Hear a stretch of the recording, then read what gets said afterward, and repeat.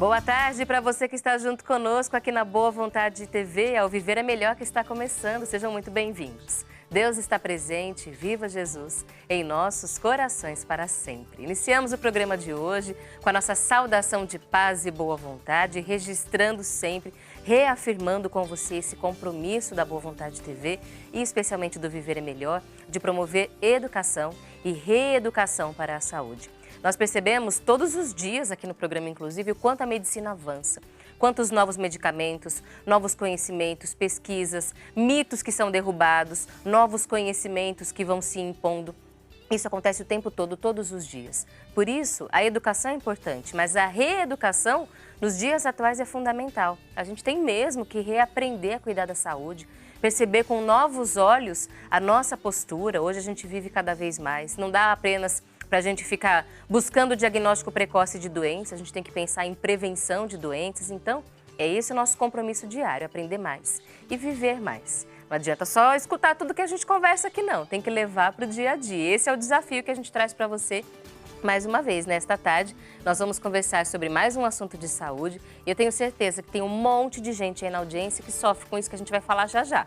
Então, você que nos assiste, já tem o nosso contato de WhatsApp aí? Se não tem, adicione a Boa Vontade TV aos seus contatos. É o mesmo contato para todos os programas da Boa Vontade TV, então pode salvar Boa Vontade TV como contato. Mande para a gente sua mensagem 99801-1242, código de acesso 11, ou mande para o nosso telefone também. 0310 07 940. Mande para a gente sua pergunta, a gente aprende mais e coloca em prática para construir uma vida melhor, que é o nosso brado todos os dias. Vou te contar qual é o tema de hoje, então, para você já registrar a sua participação. Rinite alérgica e asma. É, só isso. Aquilo que todo mundo tem e que muita gente ainda vai ter. Hoje nós vamos falar sobre esses problemas respiratórios, mas que muitas vezes dão sintomas até em outras áreas da nossa saúde e que são cada vez mais comuns. É claro, período de outono e inverno com maior intensidade, mas a gente até falava sobre isso aqui há pouco. Em São Paulo, por exemplo, uma cidade tão poluída, com o tempo tão diferente, no mesmo dia, tantas estações, como a gente costuma falar por aqui, a gente pode ter crises de rinite o ano inteiro. Você também passa por isso? Quais são as suas estratégias para conseguir evitar? E as crianças? São as que mais sofrem, com certeza, assim como os idosos. Então a gente vai conversar hoje um pouco sobre rinite alérgica e asma. Tem perguntas? Já registre, não precisa esperar não. Pode entrar em contato com a nossa equipe e a gente vai respondendo ao longo do programa. Assim como também você já pode registrar o seu pedido de prece, para você, pela sua família, porque o nosso compromisso é para a saúde, não só do corpo, também da alma. Afinal, não seria saúde completa. Então, ore, reze, medite, como você quiser falar. Mas faça também do seu dia a dia, tenha esse olhar para a sua saúde da alma. Então, nós vamos juntos no Momento Ecumênico de Prece também fortalecer o nosso interior. Nosso telefone e WhatsApp são os mesmos. Entre em contato com a nossa equipe. Então vamos receber a convidada de hoje que vai nos ajudar a entender mais sobre a incidência tão grande dessas doenças. Nós vamos conversar com a doutora Paula Celan, pediatra e pneumologista infantil. Doutora Paula, boa tarde, seja bem-vinda ao programa. Muito obrigada por estar aqui, doutora. Seja bem-vinda a Viver Melhor. Por favor, fique à vontade. A doutora Paula vai conversar com a gente com esse olhar mais voltado à infância, mas que de uma forma geral a gente acaba tendo orientações que servem para todas as idades. E você que nos assiste, não importa se não é criança, pode mandar pergunta também, viu? Fique à vontade. Doutora, para a gente iniciar a conversa de hoje, primeiro, seja bem-vinda ao programa. Muito obrigada por estar aqui. A gente tem sempre no Brasil números muito altos de internação de pessoas, especialmente de crianças e idosos, por problemas respiratórios. Vou trazer aqui uma estatística. O número de internações por asma caiu 49%. Mas 75% dessas internações poderiam ter sido evitadas. Vamos entender então esse dado. A gente está diminuindo o número de pessoas, de uma forma geral, que ficam internadas por asma no nosso país, o que é bom. Mas 75% poderiam ter sido evitadas. O que isso significa? Que a gente sabe pouco ainda sobre prevenção, sobre controle dessa doença, doutora? Sim, na verdade, essas internações, a maioria das internações são de crianças. Mas o maior índice de mortalidade ainda é dos adultos, porque eles têm comorbidades associadas. Principalmente nas crianças, muitas dessas internações poderiam ter sido evitadas. Se tivesse sido feita uma prevenção adequada, um tratamento adequado, um diagnóstico precoce, porque o diagnóstico de asma ainda hoje em dia é um diagnóstico um pouco mais tardio. As mães demoram a procurar o atendimento e tudo. E tem uma certa resistência, eu já não sei se é uma resistência, você vai poder falar isso pela experiência. Uma vez eu conheci uma mãe que a filha recebeu o diagnóstico de asma, ela falou, mas será que é? Vou tentar levar em outro médico, porque como é uma doença crônica, é aquele tipo de diagnóstico que ninguém quer receber, então até uma certa resistência. Será que não é uma rinite, fica tentando prolongar? Ainda tem isso no dia a dia? Ainda tem, com certeza, exatamente por ser uma doença crônica, mas que tem tratamento. E muitas vezes elas têm medo do tratamento, porque tem medo de usar Vai ter que usar bombinha. Vai ter pro resto da vida, nunca vai sarar, vai usar...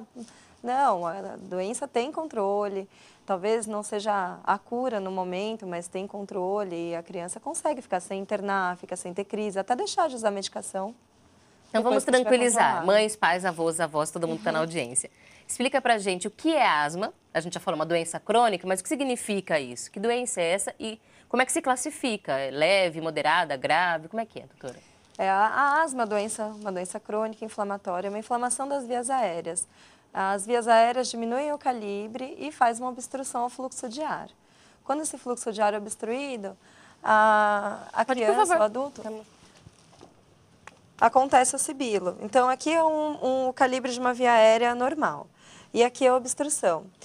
Então, na via aérea, começa a inflamar, começa a ser preenchido de muco e quando o ar vai passar, começa a dar a sibilância, que é quando a criança chia. E a mãe começa a escutar, parece que tem um gato ali dentro, a criança está chiando mesmo, porque o fluxo de ar está sendo comprimido ali dentro. A asma é esse processo de inflamação que diminui o espacinho de passagem do ar. Isso, diminui o espaço de passagem de ar da via aérea. E a criança tem o chiado, a falta de ar, a tosse, a sensação de opressão, de aperto no peito. A tosse seca persistente, o cansaço. Às vezes a gente tem esse tipo de sintoma, mas com gripes ou em outras situações. Como é que diferencia? Assim, a criança que tem asma, quando ela pega um vírus, pega um resfriado, uma gripe, pode exacerbar mais os sintomas de asma. Então, naquela criança que já tem uma propensão ou já tem uma genética para asma, quando ela pegar um resfriado, vai chiar mais, a via aérea vai obstruir, porque vai ter mais secreção do que já é fechado ali. Então, ela vai tender a chiar mais. Mas as pessoas que não têm asma podem chiar uma vez na vida por conta da obstrução da via aérea devido a um resfriado, uma gripe. Mas teve uma palavra importante aqui, uma vez na vida. Se for uma vez, tudo bem. Agora, quando muitas vezes na vida, aí a gente já se preocupa um pouco mais, né? E esse é um assunto que ele tem sempre muitas dúvidas. Então, a gente vai trazer alguns mitos ou verdades para a doutora esclarecer a gente. Vamos, então, à primeira pergunta. Asma e obesidade podem estar diretamente relacionadas? A gente tem uma incidência maior de asma em situações de obesidade? A gente tem uma incidência maior, sim, em crianças obesas. A minha experiência com criança, né? Então, com crianças obesas, porque nessas crianças, como elas sentem mais falta de ar para fazer exercício, por conta do peso, tudo, a via aérea tende a ficar com calibre mais estreitado mesmo e elas chiarem mais. A obesidade cria uma condição desfavorável porque ela já cria um pouco por si própria, né, já causa um desconforto respiratório e aí vai estreitar mais a via aérea e a criança tende, é um fator de risco, né? É um dos fatores de risco que a gente tem hoje. Por favor, doutora, pode sentar para a gente continuar conversando, se precisar a gente volta para ajudar a ilustrar. Quando a gente fala de asma, a gente está falando de uma doença que atinge os pulmões e que se desenvolve de uma forma lenta ou pode ser de uma hora para outra? Porque de forma inflamação lenta, geralmente não é tão rápida assim, ou pode ser? Não. Pode ser tanto de forma lenta quanto de forma rápida. Já teve criança que chega no hospital com aquela crise, a primeira crise, mas é uma crise muito grave, com muita falta de ar, com muito cansaço, a via aérea obstruída, a saturação baixa.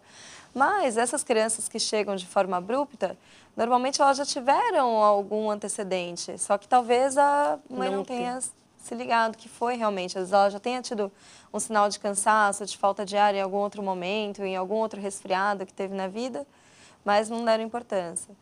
E também a criança que já teve 3 ou mais episódios de chiado em um ano, a gente já considera que tem asma. Mesmo que não tenha uma crise. Mesmo que não tenha sido uma crise tão importante de ir para o hospital, de ficar internada. E aí a gente diria que é o quê? Asma leve? Então, hoje em dia, a asma ela é classificada em asma controlada e asma não controlada. A gente não faz mais aquela classificação de asma leve, moderada, intermitente, grave. moderada, grave, asma controlada e não controlada. Asma está controlada ou não está. Porque não controlado, quanto mais ficar descontrolada, mais sintomas de crises acontecerão, certo? Sim. Então a gente vê que o grande ponto é controlar, como toda doença crônica. A gente sempre tenta reforçar isso, que não tem cura.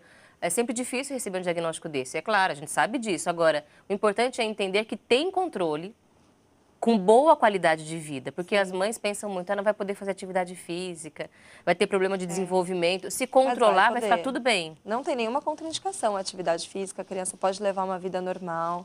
E a história de usar remédio para o resto da vida também não é assim que funciona, porque principalmente criança, né, elas têm um remodelamento, que a gente fala, né, da via aérea muito mais fácil do que dos adultos.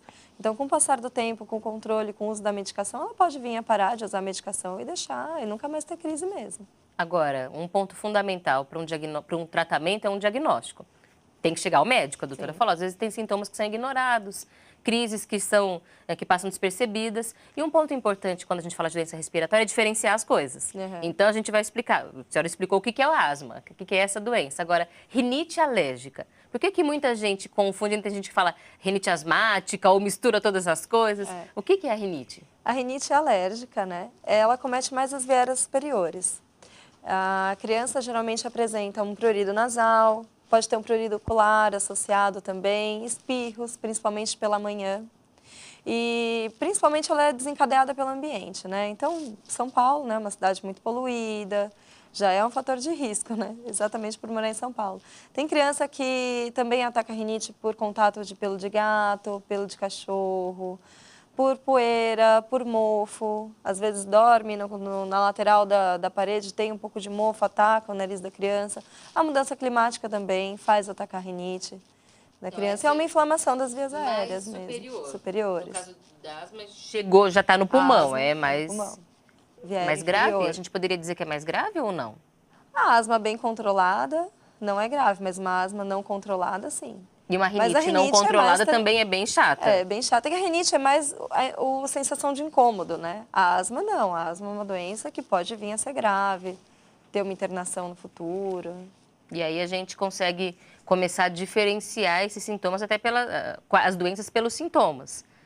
Porque quando é mais superior, a gente percebe bem nas crianças, né? Quando é mais carregada, tem... As duas dão tosse, né? Na rinite a gente também pode ter tosse, mas a tosse da rinite é uma tosse mais esporádica quando é atacada por algum alérgeno, né? Alguma coisa fez o gatilho e a criança pode ter tosse seca geralmente, prurido nasal, prurido ocular. Agora na asma não, na asma é aquela tosse seca associada a cansaço, a falta de ar, a dor no peito. São diferentes, mas a gente vai continuar explicando para ajudar mesmo a entender cada coisa no seu lugar e como tratar também, porque são formas diferentes. Mas a gente tem mais uma pergunta para responder, um mito ou verdade sobre esse tema. Vamos lá.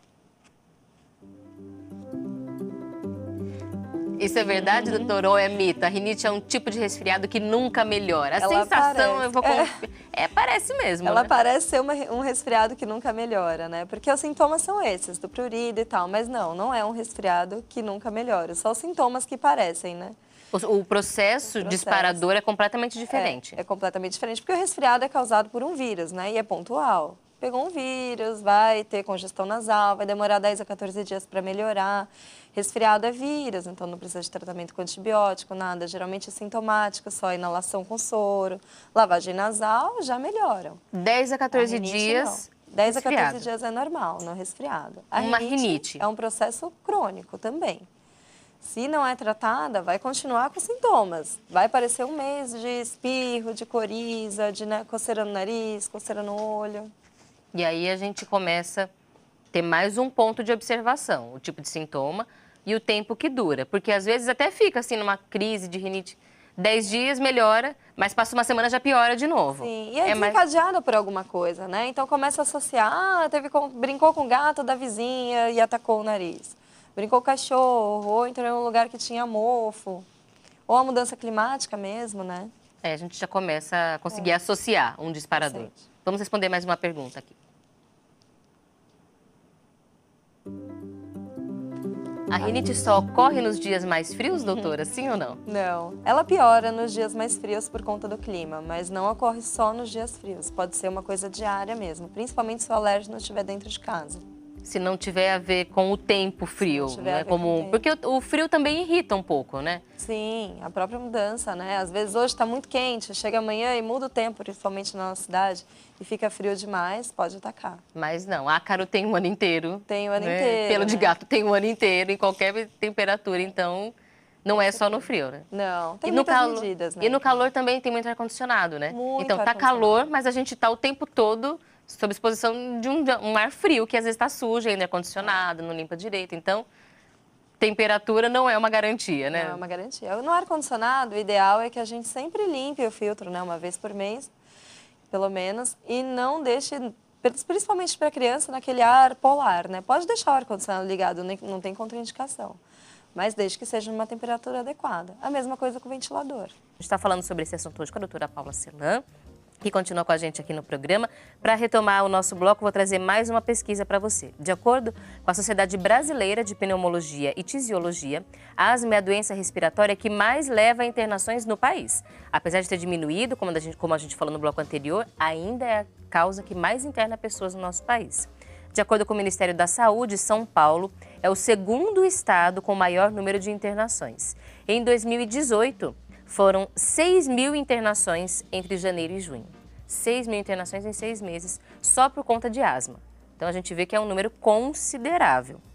Doutora, a gente estava falando que a asma é uma doença crônica, geralmente diagnosticada na infância. Por mais que ainda se tenha um diagnóstico tardio, geralmente ainda é na infância que a gente percebe isso, né? A maioria das crianças já apresenta sintomas antes dos 3 anos de idade. E a maioria dos diagnósticos ainda é feito antes dos 5 anos. Mas pode ser que alguém se torne um asmático, não sei se a gente fala mais isso hoje em dia, uma pessoa com asma adulta? Pode acontecer. Pode desencadear em qualquer momento da vida. A maioria, até dos adultos asmáticos, já foram diagnosticados desde criança. Mas em meninos é muito comum a gente diagnosticar quando criança, menorzinho, antes dos 5 anos. Agora, em meninas, a asma pode aparecer mais na adolescência ou até na idade adulta. Tem alguma explicação para isso, doutora? As vias aéreas do menino, ela já tem 50% menor calibre do que a da mulher. Então, quando tem um fator genético envolvido, se o pai ou a mãe é asmático, o menino tem mais chances de desenvolver asma do que a menina, na infância. Só agora, pela formação mesmo do corpo? Isso. Se tem um genético ali, um fator genético envolvido, então aí é maior ainda a chance de... Tem mais chance ainda de desenvolver, né? Agora, a menina não, a menina é mais na adolescência que tem chance de desenvolver. A gente tem uma telespectadora aqui que mandou uma pergunta pra gente, trazendo um sintoma de asma que ela sente ou que ela quer entender se é asma, e a gente já vai entendendo mais sobre como reconhecer, inclusive. É a Socorro, que mora em Natal. Oi, Socorro, boa tarde, tá vendo, gente? Natal, uma cidade que tem praia, que a gente imagina que tenha um clima bom, que tem brisa, mas também dá para ter problema respiratório, é um problema que todo mundo pode ter. Vamos lá, a pergunta da Socorro. A pergunta é: estou na academia. Quando faço um esforço leve, fico com falta de ar, e principalmente quando corro na esteira. Então, essa falta de ar é por causa da asma? Pode ser que seja asma, sim. Inclusive, um dos tipos de asma que a gente tem é a asma desencadeada pelo exercício.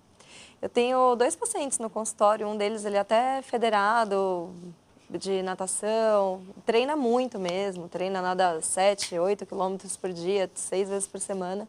E esse paciente, ele desencadeou a asma só nos treinamentos, então foi desencadeada pelo exercício mesmo.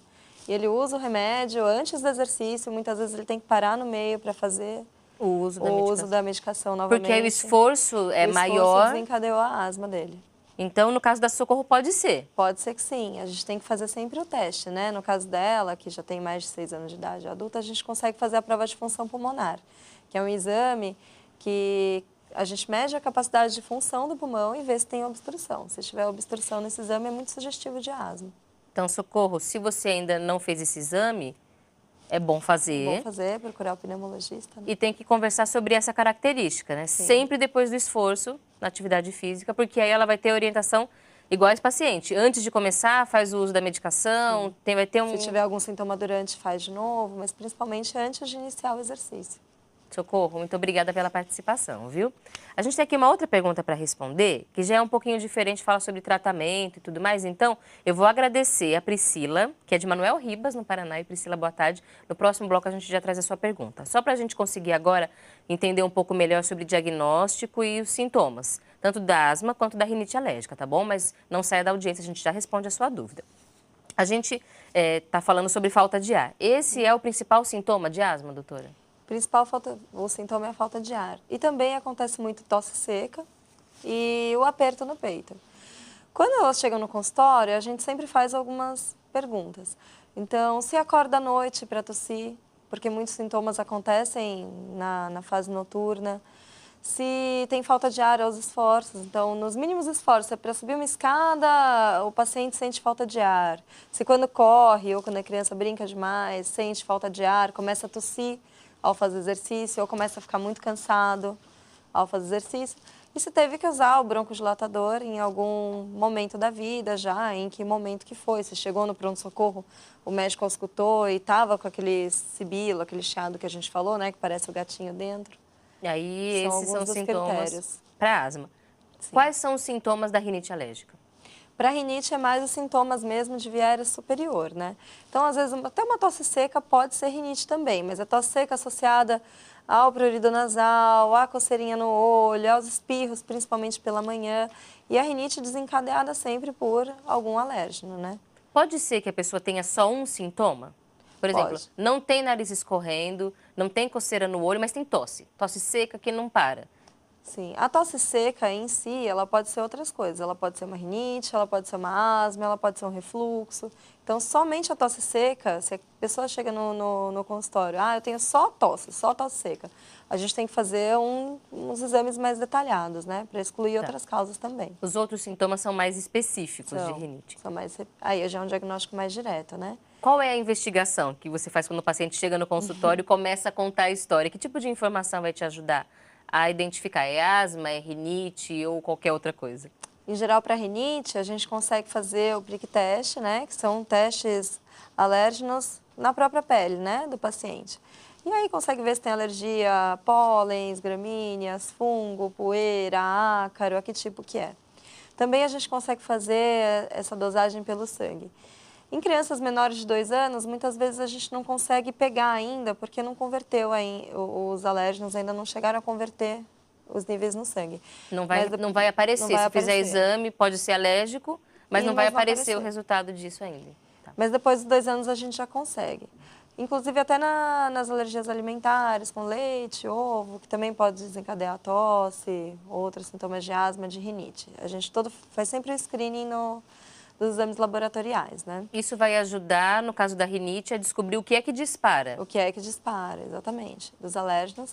E na asma também, né? Porque muitas vezes o gatilho da asma também pode ser entrar num lugar que tenha mofo, também pode ser a mudança climática, também pode ser algum alimento, também pode causar uma crise de asma. Se a gente não controla bem a rinite, a gente também não controla a asma. Então, as duas coisas são muito interligadas. Geralmente, a gente faz a investigação dos dois no consultório quando chega o paciente. É obrigatório fazer esse tipo de exame para ter o diagnóstico de rinite? É indicado. Antes dos 2 anos, geralmente eu não faço, né? Como eu te falei, porque não aparece. Mas depois dos 2 anos, sempre faço. Porque, às vezes, a gente já se autodiagnostica.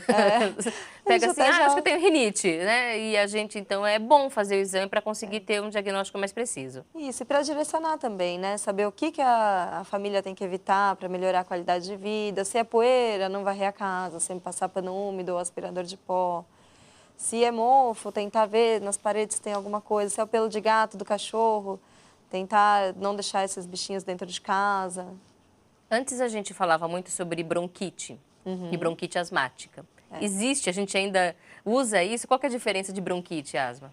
A bronquite é pontual. A bronquite é um caso, a pessoa chiou uma vez desencadeada por um vírus, por um resfriado e nunca mais teve nada. Isso foi uma crise de bronquite, foi pontual. Foi uma inflamação da via aérea, né? Tanto quanto na asma, mas foi uma inflamação pontual, que tratou e melhorou. A asma já não, ela teve outras inflamações, teve outras crises e pela frequência a gente diagnosticou a asma, aquela frequência que eu te falei, 3 ou mais crises em um ano, a gente já abre o olho para aquilo ser uma asma. Então, a Ou até em bronquite menos de um existe ano, né? ainda. A bronquite existe. Existe, só que ela é um evento mais agudo, Pontual, digamos assim. isso. Acontece, trata e melhora. Trata e melhora. A doutora Paula Celan, que é pediatra e pneumologista infantil, continua com a gente aqui no programa. Doutora, a gente vai retomar então a partir das perguntas dos telespectadores. E aí a gente vai explicando o que faltar sobre tratamento, especialmente, que é a grande discussão que a gente tem que ter aqui no programa. Sim. Aqui uma telespectadora de Guarulhos, não colocou o nome, mas ela vai saber que é ela agora, tem um filho de 11 anos e ele só dorme com a boca aberta. Isso é um sintoma de rinite? Pode ser um sintoma de rinite, mas a criança que dorme muito com a boca aberta tem que saber se ele ronca também. Pode ter também uma hipertrofia de adenoide, pode ter um desvio do septo, que faz com que ele durma com a boca aberta. Quando a criança tem esse sintoma, pode ser mais propensa a ter a rinite, porque como ela dorme com a boca aberta, a gente não consegue limpar as impurezas do ar quando ele respira, né? Então aí ele tem mais propensão a ter rinite, sim. O nariz faz esse trabalho, né? Quando a gente respira pelo nariz, ele dá uma limpadinha no ar. E aí, quando respira pela boca, ele acaba entrando mais sujo. Sim, ele perde, né, essa função de limpar as impurezas e aí pode desencadear a rinite, sim. Mas é bom procurar o otorrino, né, para ver se o otorrino não tem... é que vai fazer uma avaliação nesse caso para ver se não tem algum outro problema. Algum outro problema. Então, neste caso, comece com o otorrino para ele fazer a diferenciação, né? Conseguir descobrir qual que é o problema mesmo, porque pode ser outra coisa e não só a rinite. Muito obrigada, nossa telespectadora. Agora, a Terezinha, que é de Sobral, no Ceará. Oi, Terezinha, boa tarde, seja bem-vinda. Ela tem 32 anos. Tem rinite alérgica e desvio de septo. Mas ela está na dúvida aqui pela pergunta dela. Espirro, fico cansada, com falta de ar a qualquer momento. É asma? Será que ela não teve o diagnóstico correto, então, doutora? Pode ser que seja asma? Se ela tem esse cansaço, espirro, com falta de ar a qualquer momento? Ela pode ter uma asma associada, né? Tem que investigar direitinho. Mas tudo isso também pode estar sendo piorado pelo nariz, né? Pelo desvio do septo. Que prejudica a respiração e dá sintoma também. Sim, pode dar sintomas até de falta de ar, enfim. Então é otorrino de novo. Tem que primeiro excluir essa parte do desvio do septo para depois procurar o pneumologista. Tem que excluir porque se tem alterações que são anatômicas, assim, isso prejudica a respiração e vai ter sintoma do mesmo jeito. Vai repercutir, sim, tanto na viária superior quanto na viária inferior. E aí vai ficar tratando e não vai ter resultado. Sim, a gente tem que fazer uma avaliação conjunta, né? Então, a nossa telespectadora também tem que procurar um otorrino para fazer esse diagnóstico diferencial, para ver se não é outra coisa que está trazendo sintomas. Muito obrigada, viu, pela participação. Agora eu vou trazer a pergunta da Priscila Santos Coutro, de Manuel Ribas, no Paraná, que tem rinite. E ela conta a história aqui. Tomo injeção. E falam que com o tempo pode dar câncer. Imagino que seja a injeção, né? Isso é verdade? A injeção que toma é na farmácia. Agora mesmo estou bem ruim. E até a injeção não está fazendo o efeito que fazia antes. E aqui ela coloca uma outra pergunta. Alguma comida pode causar rinite? Então, vou pegar primeiro essa parte da injeção. Tem injeção no tratamento para rinite, doutora? Na verdade, existe um tipo de injeção para o tratamento da rinite, mas é com imunoterapia. A gente precisa saber qual é o tipo da vacina que ela está usando, né? Da injeção que ela está usando. Se for a vacina que é imunoterapia, ela existe e geralmente é eficaz. Ela é uma vacina preparada para combater um alérgeno específico. Então, aquela pessoa tem alergia a ácaro, tal tipo de ácaro. Então, prepare uma vacina para combater aquilo. Vai expondo o corpo dela... Isso, para ela criar a imunidade contra aquele alérgeno. E Agora, não desenvolver a rinite, as crises, quando entrar em contato com ele. Pelo jeito que ela conta aqui, que a injeção que fazia efeito não está fazendo mais, me parece mais que é uma injeção de remédio. De remédio, tem que saber o que ela está tomando. A gente não faz para saber o que ela está tomando. A gente só faz esse tipo de imunoterapia para o tratamento de rinite. E se for esse tratamento com imunoterapia, não dá câncer, não tem essa associação. Bom, então, Priscila, se for a imunoterapia, não tem risco de câncer. Acompanhada por um médico, alergista ou pneumologista, tudo bem. Não tem esse risco. Agora, se for outra injeção que você toma na farmácia, tem que descobrir o que tem nessa injeção. Para saber qual é o efeito colateral e por que não está funcionando. Porque, às vezes, é o remédio que não é o que ela precisa. Sim, se ela não está controlada no momento, né? Talvez precise associar alguma outra coisa, mudar o tratamento. Agora, essa segunda pergunta dela. Alguma comida pode causar rinite? As comidas em geral, assim... Se a pessoa tem uma alergia ao leite, tem alergia ao ovo, tem alergia ao amendoim, alergia ao trigo, quando a gente descobre esse tipo de alergia, elas têm associação tanto com a rinite quanto com a asma. Porque pode causar até uma reação de pele, uma dermatite, pode causar o chiado no peito, da asma, pode causar um prurido maior, tanto no rosto, no olho, enfim, no nariz e na pele, como eu te falei. E isso tem associação, mas quando é constatado, né? Que tem uma alergia alimentar mesmo. Pode ser um sintoma. Pode ser um Isso é sintoma. real. Uma Sim. alergia alimentar pode ter como sintoma um problema respiratório. Pode ter. Mas tem que ser comprovada essa Tem que ser relação. comprovada. Então, a gente faz exame, né? A gente consegue testar, dosar no sangue se tem alergia mesmo àquele alimento. Sempre nesses grupos de conversa de alergia respiratória, a gente escuta muito falando do leite, principalmente, né? E a gente faz testes, às vezes por conta própria, tira o leite. E às vezes a gente tem a própria percepção. Vale a pena contar para o médico, né? Vale, Fala, olha, eu percebo que eu pioro quando eu tomo mais leite. Até como eu estava te falando, a gente estava conversando, até os 2 anos, a gente talvez não consiga pegar no exame que a criança tem alergia à proteína do leite, né?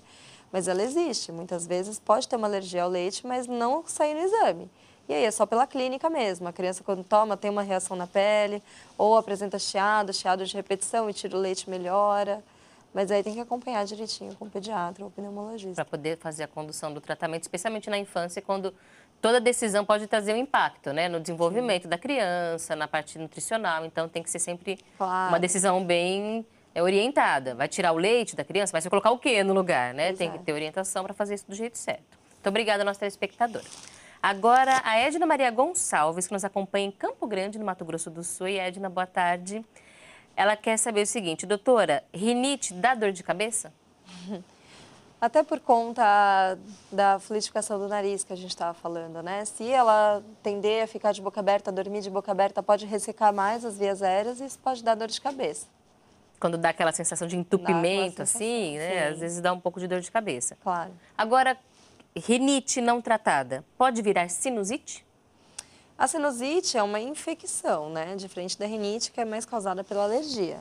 A sinusite, ela inflama as vias aéreas, principalmente aqui na região maxilar, dá dor de cabeça, mas é causada por uma bactéria ou por um vírus mesmo, né? Porque a gente já escuta em algumas situações, até lê na internet, a tal da rinocinusite. rinocinusite.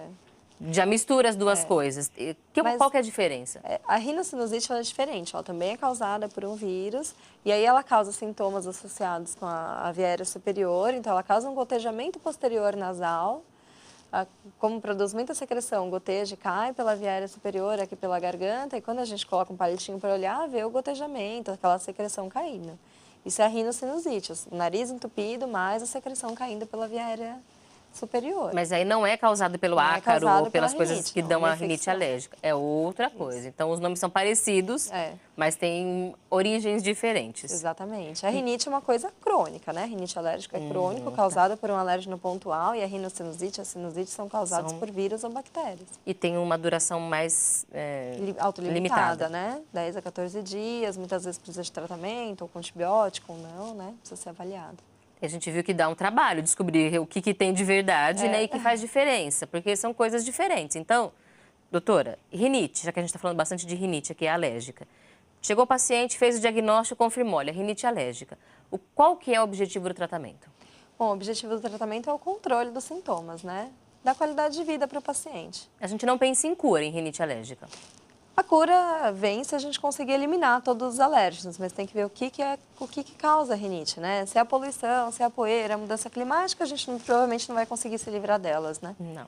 Se for pelo do gato, pelo do cachorro, talvez a gente desfaz o bicho ou deixa o bichinho para fora de casa, talvez a gente até consiga, né?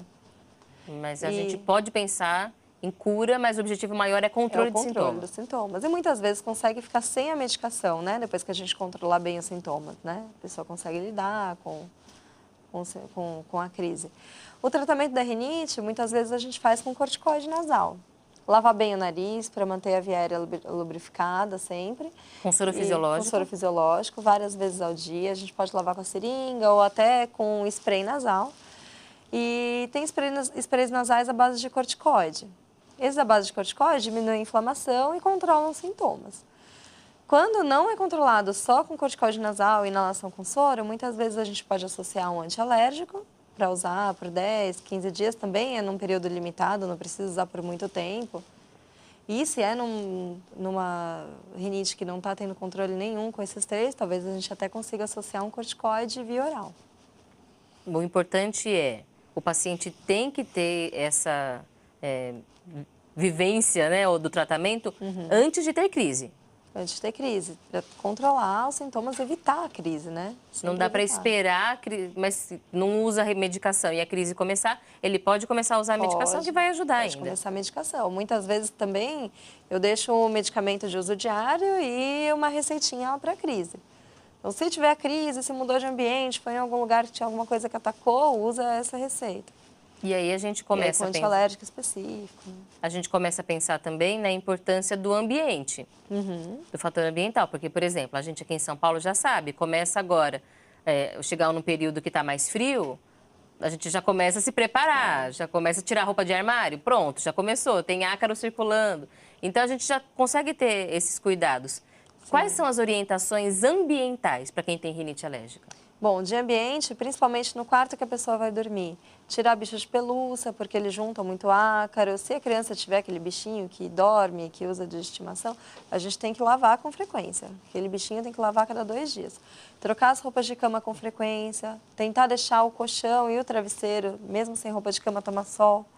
Para tirar um pouco os ácaros. Se não tiver sol, ventilar já é melhor do que... Pelo menos, né? Deixar o quarto também, né? A casa ventilar. Não varrer a casa, sempre passar pano úmido ou aspirador de pó. Também é uma boa medida, porque quando varremos a casa, levanta muita poeira e aquilo demora 2 a 3 horas para sentar. Então, e aí, tentar não é o varrer, suficiente para disparar uma crise. Por mais que a pessoa não esteja em casa, quando chega, ainda tem contato com aquela poeira toda, né? No quarto da criança é sempre importante ter esses cuidados de higiene, ainda mais quando é pequenininho, né? A gente já conversou sobre isso. Bichinho de pelúcia, protetor de berço, almofada, móbile, prateleira, tudo isso só guarda poeira, né? Só. O protetor de berço, inclusive, né? As pessoas gostam de usar aqueles mais grossos, além de ter todo o risco de asfixia, eles ainda juntam muita poeira, né? Então não é bom, nem poeira, nem ácaro. É um conforto, por um lado, porque aquilo custa caro, né? Não é barato. Quem tem filho sabe que não é barato. Berço só, colchãozinho, nem travesseiro, né? Dependendo da idade, nem travesseiro muitas vezes se usa. O berço, colchão e travesseiro só. Não precisa de mais nada, não precisa de almofada, não precisa de mais nada. E para lavar roupa também, ter cuidado, né? Tem criança, tem pessoas que com o próprio sabão ou com amaciante, o cheiro ataca a rinite. Então aí tem que tomar cuidado, lavar com sabão de coco, tudo neutro, evitar amaciante se tiver reação com eles. Então tem que ter esses cuidados, especialmente no quarto, onde vai dormir. E na limpeza da casa de uma forma geral. Sim. Evitar produtos com muito cheiro forte também. Quando a gente está cuidando da criança, tentando evitar esse tipo de problema, a gente pensa logo em fortalecer a imunidade. Isso é mito ou é verdade? Funciona essa história assim, dá mais vitamina C, dá mais legume, mais fruta para tentar fortalecer o sistema imunológico. Vai adiantar, já que é uma alergia que a pessoa tem? Não, a alimentação não influencia na rinite em si. Mas a história de fortalecer o sistema imunológico da criança com alimentos, isso é muito importante, né? A criança é o que come, né? Uma criança que come bem vai fortalecer o sistema imunológico e fica menos suscetível a infecções virais e tudo mais. Mas não vai, neste caso, evitar uma crise alérgica. De rinite não, mas vai talvez evitar que ela pegue tantos resfriados, né? O que já é alguma coisa. Para quem tem criança já é alguma coisa. Agora, voltando para o tratamento, falando de rinite, agora se alguém tiver mais alguma pergunta do tratamento de rinite, pode mandar. Mas se a gente falar agora de asma, o tratamento tem outra estratégia, correto? Sim. O tratamento da asma também visa o controle dos sintomas e melhorar a qualidade de vida da criança e da família em geral, né? As famílias têm muito medo da bombinha. O tratamento de asma é sempre com bombinha. A maioria dos tratamentos, sim, é com bombinha. Nas crianças, eu até trouxe para mostrar, a gente tem que usar um espaçador. O espaçador, ele é o facilitador da medicação. Aqui a gente na imagem está vendo a bombinha direto na boca, mas para a criança... A gente não usa mais assim porque não dá certo. Não dá, porque para usar direto na boca tem que usar com uma certa força, que a criança não tem. E a bombinha é a melhor forma de tratamento porque é o melhor jeito da medicação chegar no pulmão. Então a gente precisa agir direto naquela área, né, nos brônquios para dar um alívio imediato. Por isso que não é usado por via oral, é usado em forma de bombinha. Bom, a bombinha, quando a gente vai usar no espaçador, temos que colocar ela atrás do espaçador. Aqui vai a boca e o nariz da criança, como se fosse a máscara da inalação. Aí vai fazer o puff. Depois que fazemos o puff, a gente conta até 10. Depois A criança conta tem que até estar com o 10, rostinho, isso, acabou com o assim. nariz aqui dentro, tira e acabou. Existe esse espaçador, né, que é com essa máscara maior, para crianças maiores, principalmente maiores de 3 anos. E tem esse que é um outro formato para crianças menores, de até 3 anos. Isso é pequenininho porque encaixa melhor, né, a boca e o nariz. Se tiver um espaço sobrando entre a boca e o nariz, não vedar direito, vai escapar a medicação. E isso é importante porque, vou contar a história, assim, né? Minha irmã usava bombinha, só que a gente não fazia, né? Minha irmã na época, que faz bastante tempo, que já é grande, já minha irmã, a gente não usava esse tipo de espaçador. Isso a gente percebeu com o passar do tempo. Que para criança tinha que ser uma aplicação diferente para funcionar melhor. Porque isso, quando a gente vai fazer direto na boca, na hora que você faz a medicação, tem que fazer uma puxada com bastante força. A criança não consegue fazer isso. Ela tem que aspirar com muita força. O adulto já consegue, né? Entendi. A criança aspirar assim, não. Depois dos 5 anos, a gente pode até usar sem a máscara, fazer com a boca direto aqui nesse passador. Mas ainda assim, direto na boca não consegue. O adulto, sim. A gente tem uma pergunta para responder. Dentro dos mitos e verdades, tem uma bem específica sobre bombinha. Vamos acompanhar aqui.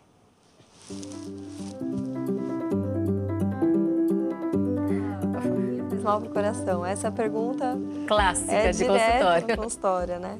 Porque dá uma aceleração no coração, não dá, doutora? Dá. Pode dar um pouco de aceleração no coração, sim, mas não faz mal, não vai chegar a matar, infartar, nem nada. Até porque quando a gente faz um exercício físico, também acelera um pouco o coração e isso não é prejudicial à saúde. É a mesma coisa a bombinha.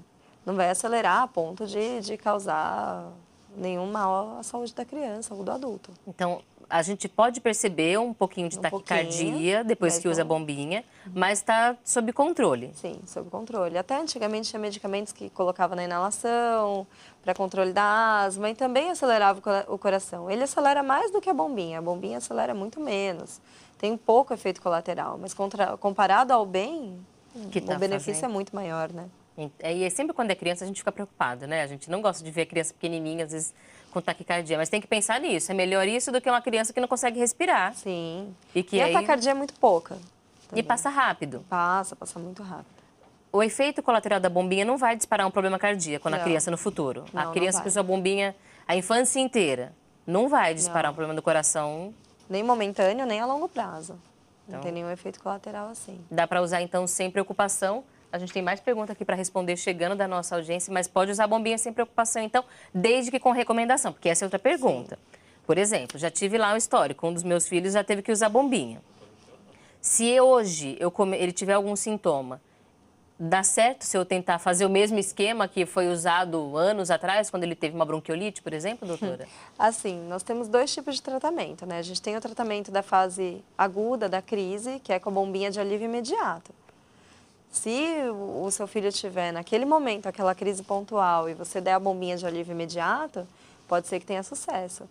Mas para tratamento a longo prazo, a bombinha ela é a base ou de corticoide inalatório, que o corticoide inalatório entra no pulmão e desinflama, faz diminuir a reação, a exacerbação dos sintomas.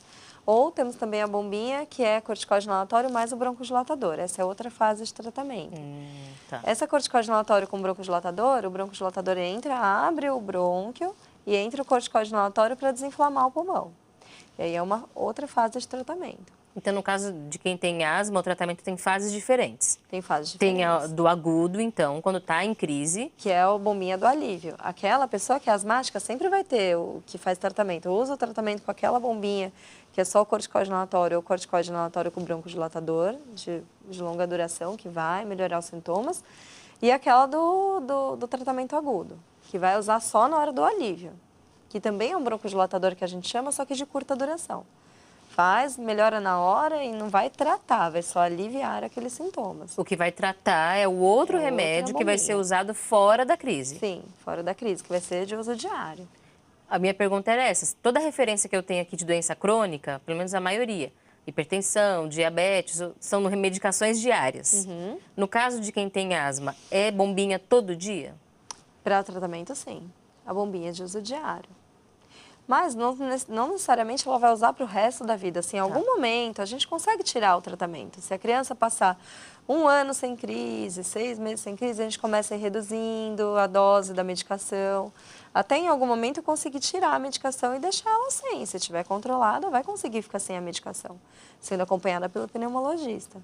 O importante é entender que tem que ter esse cuidado por um tempo para conseguir controlar a doença. Só então é que vai, com o médico, escolher o momento certo de ir reduzindo a medicação. Sim. A cada consulta a gente revê a dose, revê se está usando direitinho, o quanto a pessoa esqueceu ou não esqueceu, porque é importante. Tudo que a gente usa todo dia acaba esquecendo em algum momento.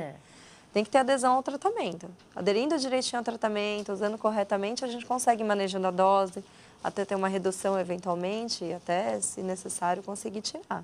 Essa é uma preocupação porque a gente sempre fica assim com muito receio, né? De criança usando remédio todo dia, vai estar expondo demais, está intoxicando. Mas tem que, nesse caso, é importante essa disciplina para garantir que a criança não tenha crises. Sim, e até garantir que ela consiga desmamar do tratamento, né? A gente tem uma expectativa de que quando essa criança se tornar uma adolescente, até uma adulta, ela melhore? Sim, muitos pacientes melhoram. Quanto mais cedo começamos a tratar, mais cedo a criança melhora. Claro que tem crianças que têm uma asma muito grave, que persiste durante a adolescência até a idade adulta, mas é muito menos. As crianças, em geral, melhoram rápido. 2 anos, 1 ano e meio, em geral, elas conseguem melhorar bem, até ficar sem o tratamento. Então, o importante é, na hora que teve o diagnóstico, fazer o tratamento, para conseguir adequado. pensar no futuro. A gente tem que pensar sempre na melhoria da qualidade de vida da criança.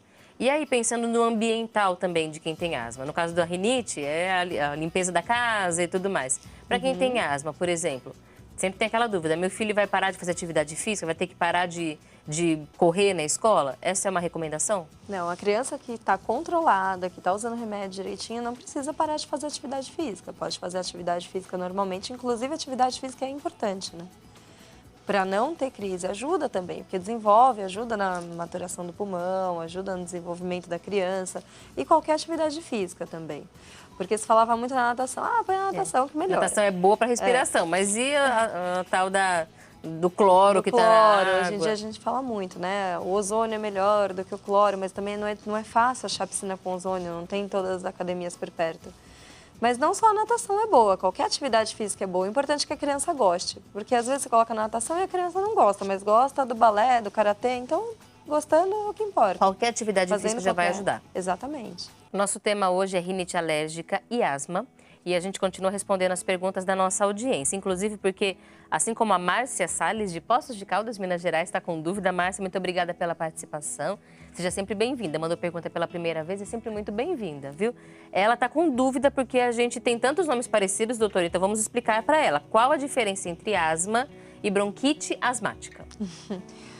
Bom, a bronquite é pontual, né? A pessoa teve um episódio de bronquite na vida, de chiado, ela teve um episódio. Agora, se a pessoa tem recorrência dos episódios de chiado, de falta de ar, cansaço, aí sim a gente diagnostica como asma.